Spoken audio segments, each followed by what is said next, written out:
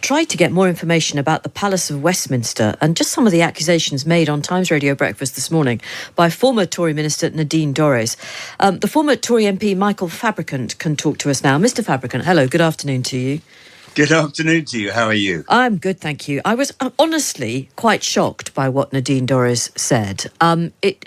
Do you recognise any of it? What percentage of it do you recognise? Do you think things have got better? I do recognise some of it. Go on. I must say I've got a fairly settled social life, so I don't think I was invited to any of these events, and if I were, they're a bit too sleazy. I mean, I think it's not good if, in fact, young staffers were involved because, as Nadine and others have said quite rightly, they're under some pressure.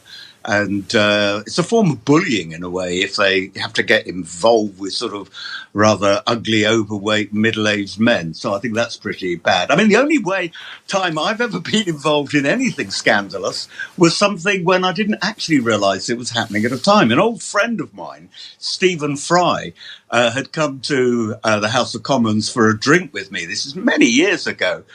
And we were having a drink and then we went to dinner. But during the drink earlier on, we got into a bit of an argument about a certain person and about politics. I won't go into those details. Gosh, I mean, it's tantalising, Michael, but go on. Yes, well, maybe I'll go into details later. But anyway, the point of the story was he suddenly said he'd got to get up and go to the loo. So I said, fair enough. And I directed him to the nearest loo, which actually happened to be really supposed to be used by the House of Lords and members of the House of Lords only. Anyway, he went in there and left him, and then he came back about 5 minutes later and he was much more cheerful. And to be honest, I thought maybe he'd had a little bit of constipation beforehand or something, and that was what was making him so irritated. But he came back and he seemed, much better mood, and that was splendid.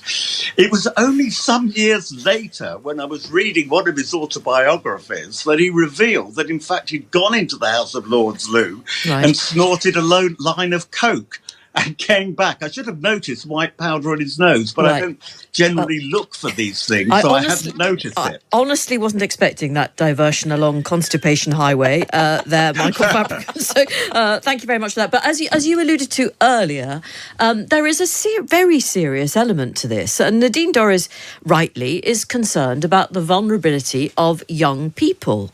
And the culture at Westminster is genuinely shocking to those of us who've never been MPs. If she's to be believed, and as she says, why would HarperCollins let her make these suggestions in her book? If it weren't true, we all know lawyers look at these things very carefully. This is diabolical, isn't it? These people are paid, nearly 90 grand a year, and half the time they're out of their minds on coke or alcohol, and they're attending orgies.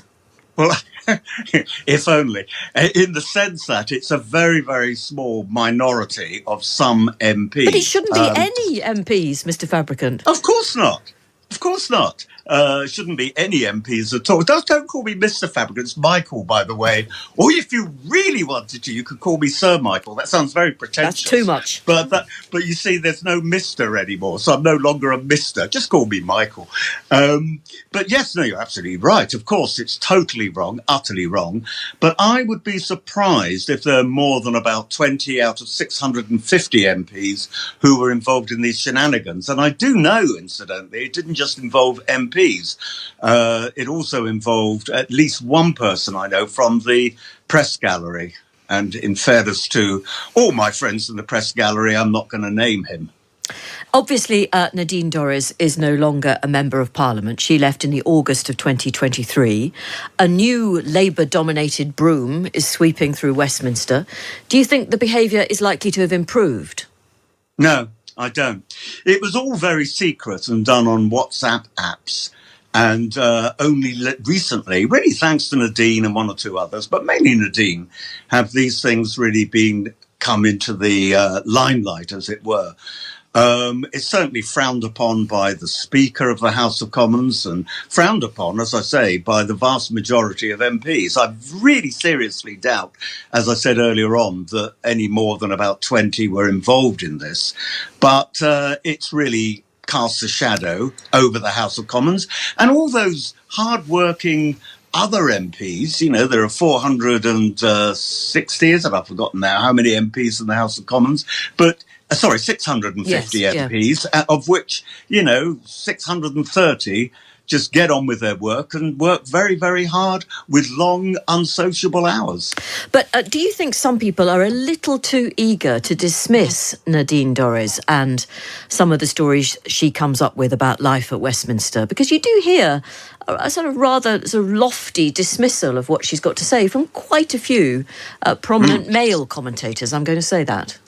Yeah, well, I think it's partly because they don't like Nadine Dorries, partly because they didn't know that it was going on, or partly because maybe they didn't know it was going on and wish they had known and they wanted to take part in it. The problem is that it shouldn't be going on, but it did go on. And I think Nadine is right to expose it, as long as we realise that it is not the majority of members of Parliament, far from it.